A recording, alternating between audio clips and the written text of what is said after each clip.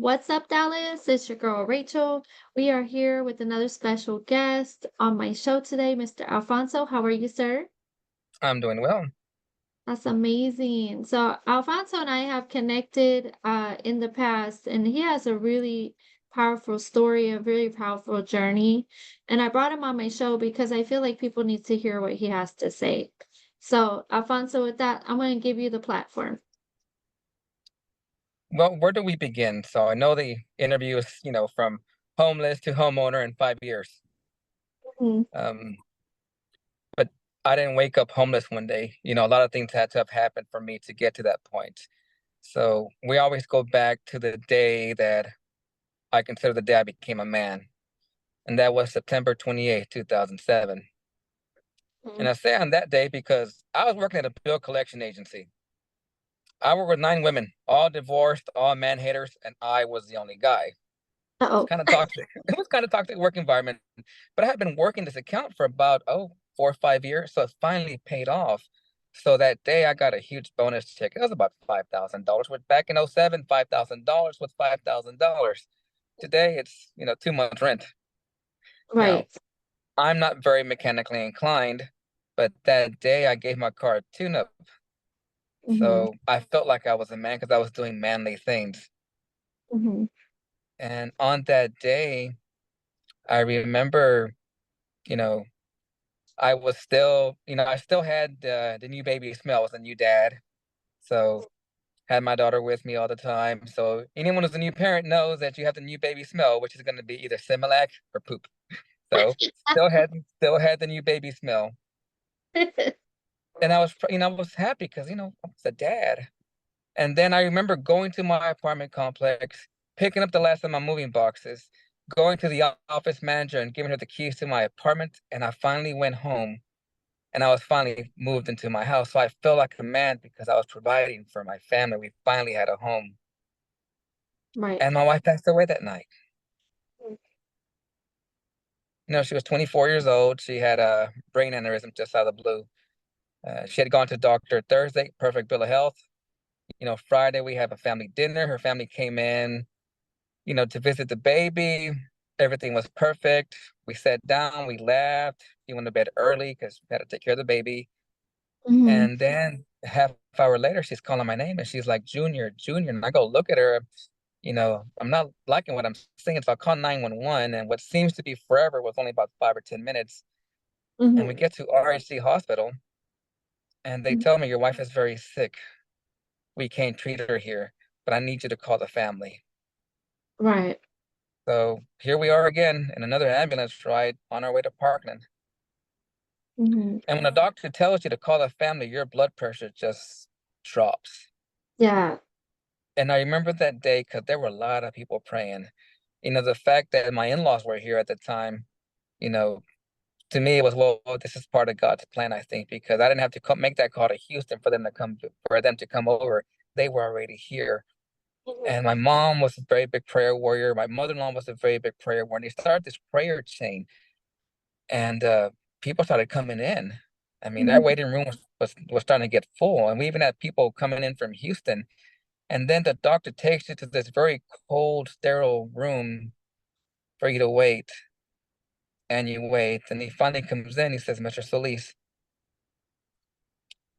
if your wife wakes up, and that's a big if she wakes up, the way you see her now, that would be the way she would be for the rest of her life.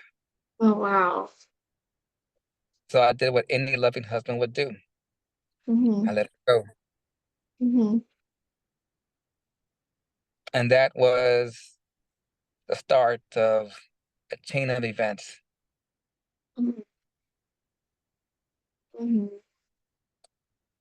I remember that hospital waiting room was full. It was almost just exclusively for us because we had so many people coming in from my church to come visit and pray, and then we had people coming in from Houston, and we had over 100 people in that hospital waiting room just waiting for some kind of news. Right. Um, I'm a firm believer in prayer, and I believe God is a God of miracles, and God does answer all prayers. Sometimes the answer is yes, sometimes the answer is no. Hmm. Well, God did answer a prayer that day because her heart went to some kid from Odessa, Texas. Oh my goodness. Yeah, so she don't she donated all her organs have been donated to someone. That's correct. She was able to save 5 lives. Oh my gosh. I actually did end up meeting that kid about a month later. And that was early morning, September 29th. And then on September 30th, that was the day of the transplant operation. And I remember going to, I'm out, there you go in to say goodbye. And I remember, holding my daughter and I'm like, Emily, I put her in my wife's arms and I said, Emily, this will be the last time you will feel the warmth of your mother. Now, throughout all of this, I'm trying my best to hold it together because I'm supposed to be the strong one of the family. And I didn't cry during all of this. I remember this day very vividly, and I was doing my best not to cry when I should have been the main one crying. But in that moment, it was like, Alfonso, you have to be strong. Right. And that was it. I remember standing outside ICU because I never got to say goodbye to Cecilia. And it all Mhm. happened so fast. The last time I talked to her, she was at RSD hospital. She looked at me and she's like, Junior, it hurts. And then she fell asleep and they took her away. So that was the last conversation I had with her. But I remember as I was standing outside that hospital room, my phone rang and it was her cell phone calling me. But her cell phone was in my pocket. Mhm. And there's no way that it could have dialed because this was '07 and one of those flip razor phones. So Right. to me, that was just, you know, her way of saying goodbye. Mhm. Mhm. And that was it. I mean, that was the beginning of a chain of events. Okay. I was 29 years old. I was a new father with a 11-day-old daughter. I had no clue what I was going to do. I remember my mother-in-law, she wanted to she told me, Junior, let me have her. You can move on with your life. And my in-laws are from Mexico and what happened to me doesn't happen very often, but when it does, normally the husband will give the kids to the mother-in-law and the mother-in-law raises the kids and he moves on with his life. And I Mhm. said, no, she's mine. Mhm.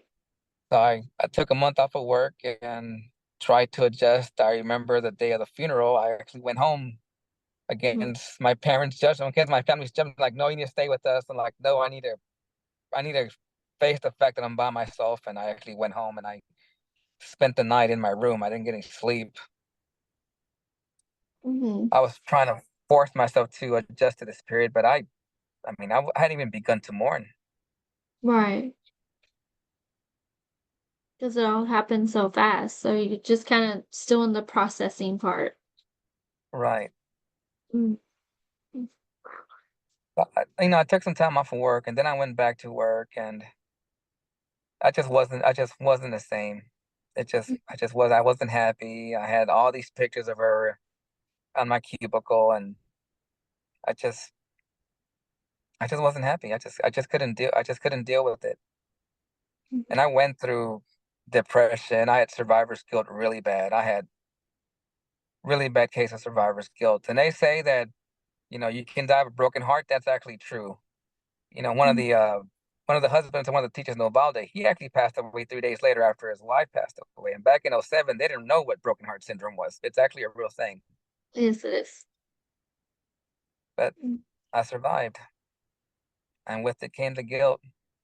I ended up, you know, moving back home with my parents and I took a year off from work. Mhm. And I put my house for rent and I had rental properties, but I was so lost in my depression that sometimes I would go months without collecting rent. Mhm. Yeah. Unfortunately, within the Latino community, there's not a whole lot of support for widowers, Mhm. and there's not a whole lot of support for people who are struggling with depression. It's not something that is talked about, even among the church. It's not something that we talk about because I did end up leaving my church, and I had some people come and visit me, but at some point, when you're at the funeral, everyone says their condolences, I'm sorry for your loss, but then they move on with their lives, and people forget that you're still here dealing Right. with loss. Yeah. And with no outlet, nobody to talk to. And then, generational, situations where you're not able to talk about that because you're just supposed to cope with everything. Yeah, I can see where your situation got a little bit dire. Right.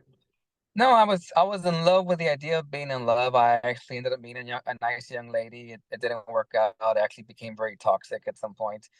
Just wasn't meant to be. Mhm. But in my depression, I just lost everything. Mhm. She passed away in September of '07, and by September of 2011, I was living out of my car for a week, and I did what I went back home. Oh my goodness. So how did I you ended up. keep motivated? I'm How sorry. did, how did you keep motivated to keep going with your baby girl? Well, children are your biggest motivation. Mhm. And I was very lost in a dark place for such a long time. But I remember I was living in my mom's attic, and it Mhm. was in December. And when I moved back home to my parents' attic, the attic space was there, but there wasn't a room. So we built a room and add carpet and put my furniture up there, and that's where I was going to live. But there was no air conditioning or heater system because the house wasn't designed for that. So you know, and when it got cold, we would sleep downstairs and we would put the couches together and we'd go to sleep. And granted, I think Emily was about 3.5 years old at this point, and we would just kind of sleep downstairs. And I remember one time I went upstairs and I said, God, I'm 36 years old. Mhm. Actually, I was 34. I'm 34 years old. Now I'm living in my mom's attic. And I know this is not the life that you have for me. So I sent out my resume that night. And then that was on a Thursday night. And then Friday morning, I get a phone call and they left me, I got a phone call and I called that number and they're like, Tricon Eye Care. And I hung up because it was a eye doctor's office. I'm like, I didn't send my resume out to any eye doctors because I had property management experience. So I applied to a bunch of apartments. So I Mhm. called back and they're like, Tricon Eye Care. I'm like, I'm sorry, I got a message to call this number, but I didn't apply for any kind of eye doctor. Oh no, this is Dr. Tran. He owns an apartment complex and he would like to talk to you Sunday morning. I said, okay, great. So Friday, Saturday, Sunday, and the third day I go interview. Mhm. And there's, a line of people outside the office. I think I'm number four. So I wait my turn. I go in the office and I meet him, shake his hand or whatnot. I'm looking at the books. He's like, well, I'm having issues with my manager or whatnot. That your manager's stealing money from you. Who told you that? The fact that you said who told me that, and the fact that we're interviewing on a Sunday and your manager isn't here, show me the books. So Mhm. I start going through the rent row and going through collections, and I'm seeing a downward trend of everything. And I look at the rent row, and a bunch of the people that owe rent all have the same last name. And I said, your manager's stealing money from you. They see all these money orders have been modified. All these people related to her. She hasn't been collecting rent from her family. You know whose fault this is? He's like, yeah, my manager. I said, no, this is your fault because you're the owner. Because when you have a business, you can have one bad month. It happens. 2 months, hey, red flag. But this went on for 7, 8 months. Mhm. So, and ironically, I didn't get the job. Now, I was in his office for about 3 hours going over the books and looking at things. And some of the people that were interviewing actually left. Mhm. But he calls me Monday. This is about noon, and I'm actually at work. I was working part time doing shipping and receiving at a cell phone company. Mhm. And he's like, "Well, I wanted to know that I hired my maintenance man to be the manager because he actually has some management experience." I said, "Oh, okay. Well, thank you for the opportunity." But he's like, "Wait, I want you to come work with me for a week and put the books back in order. I'll give you $600 for 1 week of work." I said, "Okay, great. I will be there." And I Mhm. look at my supervisor because she's listening to this phone call. And this girl's like 15 years my younger, and she's like, Fonz, you were too good to work here anyways. Go do your job. Right. So I go home, take a shower, put on my best suit, and I go to the apartment. Mhm. And I was very surprised when I got there because the maintenance man wasn't in the office. His wife was in the office, and she doesn't speak English. So I'm like, well, who are you? Oh, yo soy la esposa, I'm the wife or whatnot. And he got some little kid there.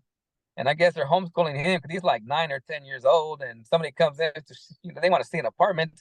Well, the wife gives him the key. He's like, Mijo, go show this couple the apartment. I'm like, you're gonna trust your strangers to go show an apartment to your kid? I'm like, this is, I call him. I'm like, hey, you got little kids showing apartments, and you got the wife who doesn't speak English, in the office.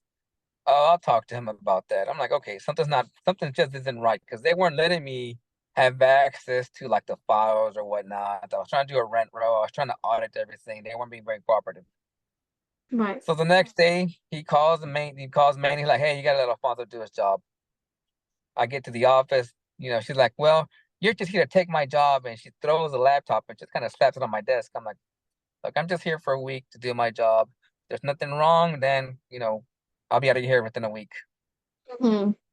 And I knew something was wrong because nobody does this kind of work without some kind of collusion. I mean, someone had to have known that something was going on. Right. So I started looking at the purchase orders. Mhm. And that's when I realized there were all these window units that had been purchased. So I went around property to go count them. Now I counted about 40 window units that were brand new within the last couple of months. We only Mhm. found 10 new ones on property and about five in the maintenance shop. I'm like, oh, we're missing something here. So I called the maintenance guy, told him to come to the office. I need to talk to him. And I said, hey, we got a problem. I said, we've got 40 window units. I'm only finding 15. I need to know where the rest of them are. And he just turned white. Mhm. I said, okay, look, I'm not the police. Okay. You tell me where they are. You make sure that they're there tomorrow morning, and that's it. We're good. Mhm. I leave the office, go back home, go to sleep, take my daughter out to Brums or whatnot, go back to the office the next day. Mhm. And the office keys and a laptop are on the desk. Mhm. And his apartment was vacant. So I called Wow. the owner. So I called the owner. I'm like, hey, your manager quit. Well, what do you mean he quit? Well, I need to come to the office. I need to show you something. He comes Mhm. over, we go over the purchase orders and whatnot. He's like, well, I guess you're my new manager. I said, yes, sir, I guess I am. So I needed a place to live, so I negotiated my salary plus a free apartment, all utilities paid. So I went from making $175 a week to $250 a week, and I was making $2,500 a month plus an apartment. Wow.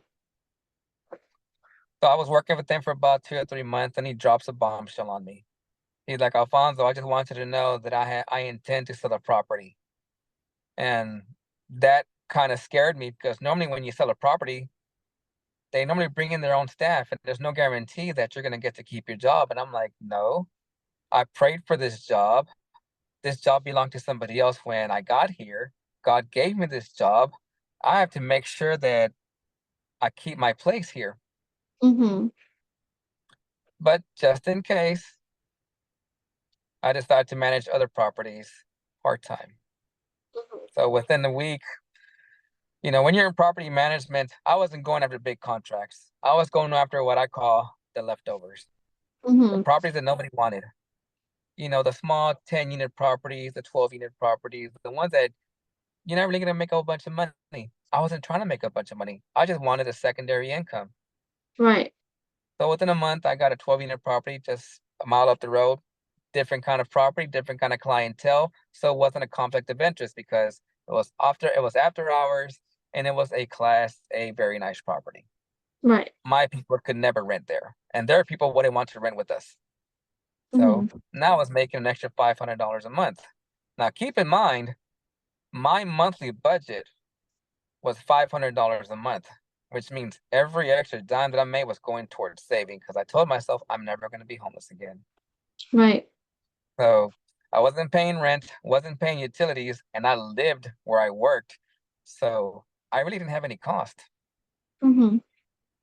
So a couple of months later, picked up another property, another portfolio, another property, another 24 doors. Then a couple of weeks later, I picked up another property in Irving. That was another 30 doors. So within a year, I had about maybe 5 properties.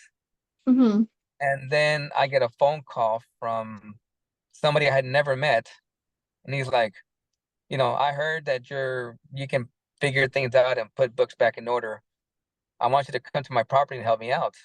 I said, Mm-hmm. okay, let me know when. And, we set up a time and a date and I go interview with him and he's telling me that his property manager stole all this money from him and whatnot. So I'm going through the books and I'm like, this is missing. This is, I was there for a long time. And, we ended up finding about $50,000 in missing money orders. My gosh. Wow. And, well, I thought, I said, well, do you want me to go call the police and we'll press charges? He's like, no, she needs to pay me back. I'm like, are you sure you want to keep her? Because she stole this money from you.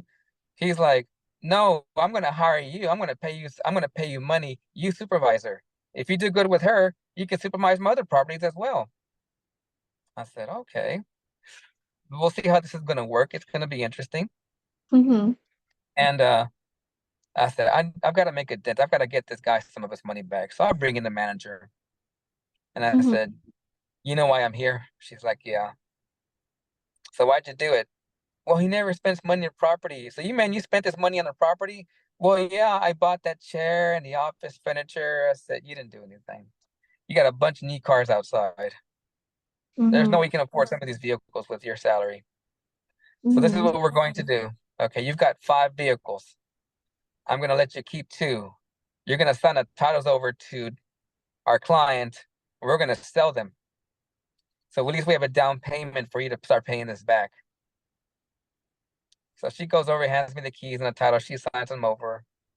And then I go to her living room and I'm like, that big screen TV, it's gonna go in my truck.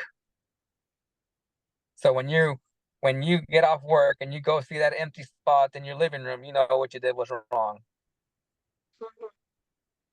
So I think within a week we sold our vehicles and we made like $15,000 or whatnot to start paying them back. And she forfeited her salary for I don't know how long. And he was paying Mm-hmm. me some money to supervise his property. And then he told me our property's in Houston, so I was already going to Houston to visit my family down there. So I decided to stop by his properties, see what I could do to help out. And within a month, I was actually managing this property. So I had properties in Houston, Dallas, and in Sherman. So I was kind of everywhere. Right. So my apartment complex and or my first job that I was working at finally it finally sold.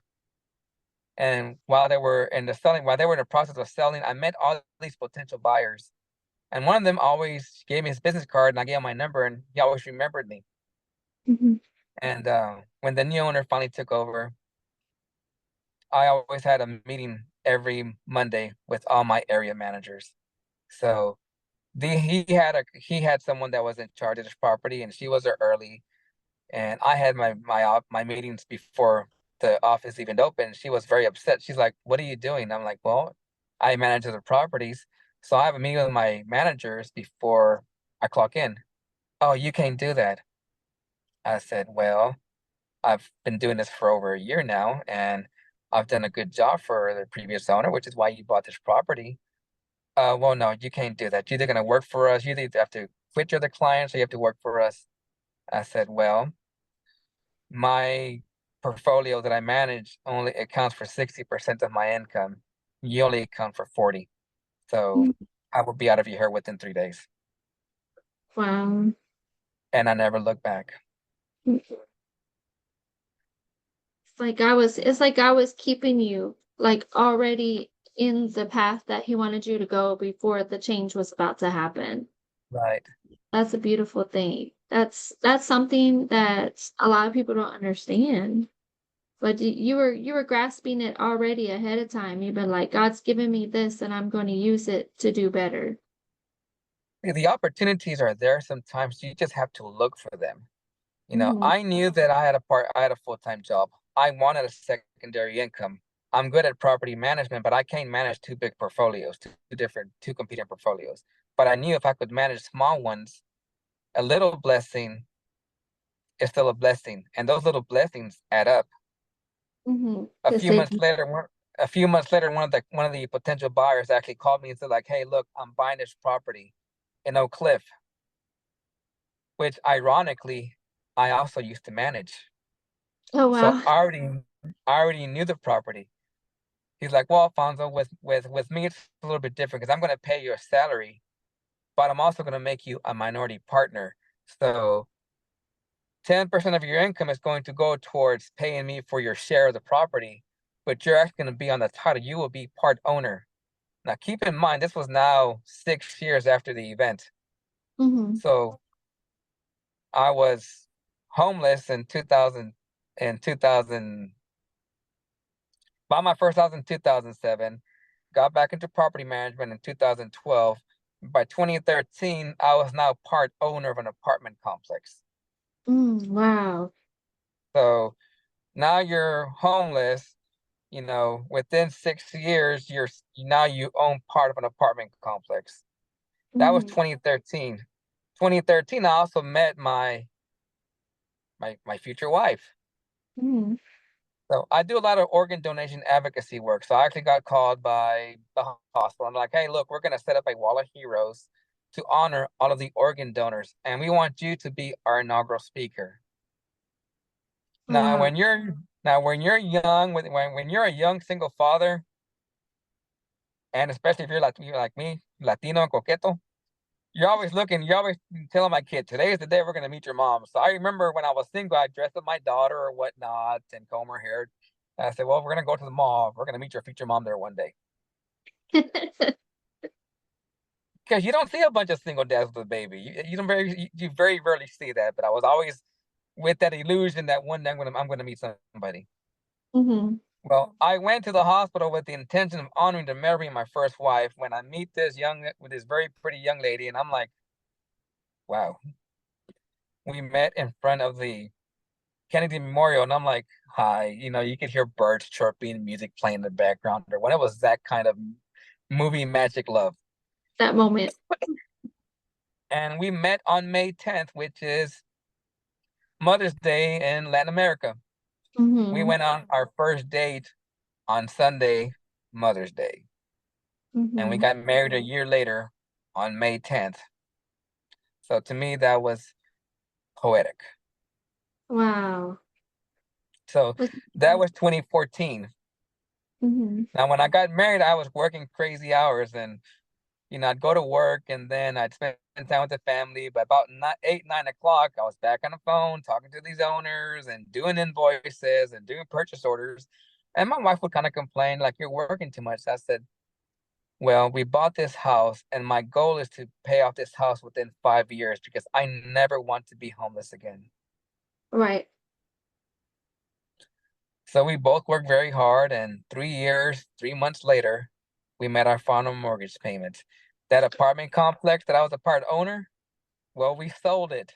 So I was making all these triple and quadruple mortgage payments applying toward the principal. So when we sold the apartment complex, you know, we used part of it to just pay off the balance.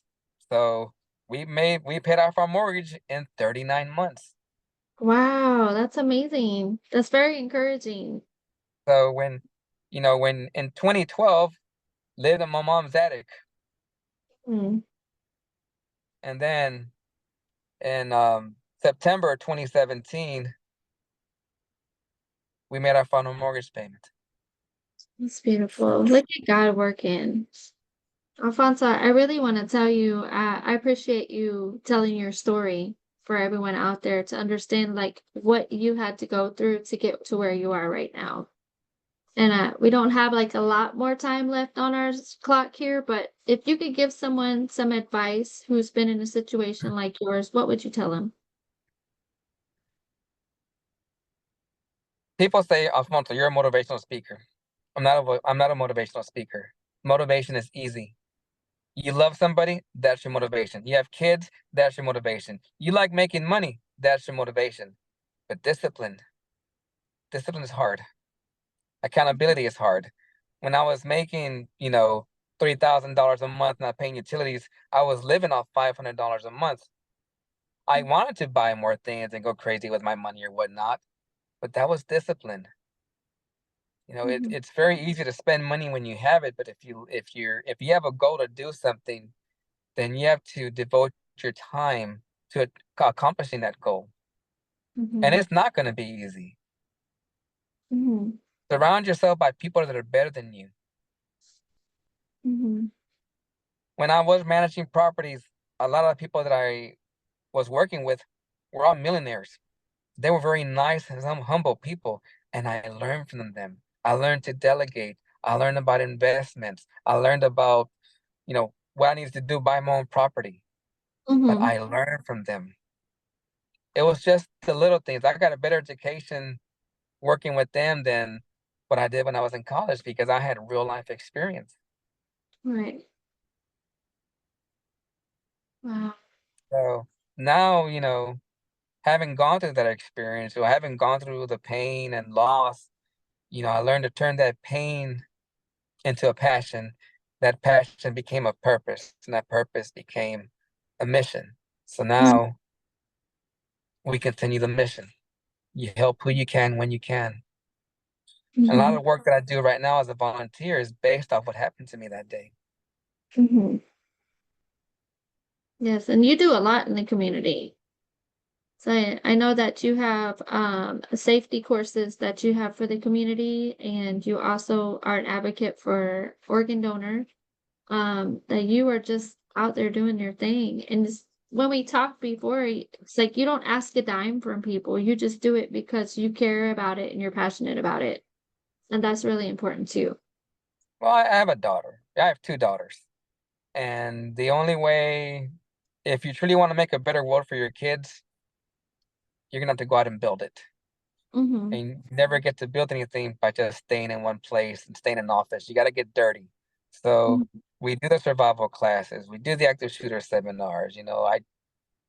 Having been through loss and whatnot, I'm involved in search and rescue, and we continue doing that because I remember what it was like to be in that hospital. Mm-hmm. You're feeling kind of helpless. So you want to help people not be helpless. Is Yes, that right? ma'am. That's beautiful. And do you have a way for people to contact you in case they would like to reach out more about your services? Oh, they can just reach out to me on Facebook. My persona's public. They can just look up Alfonso Solis on Facebook, and they'll see a picture of me in my search and rescue gear.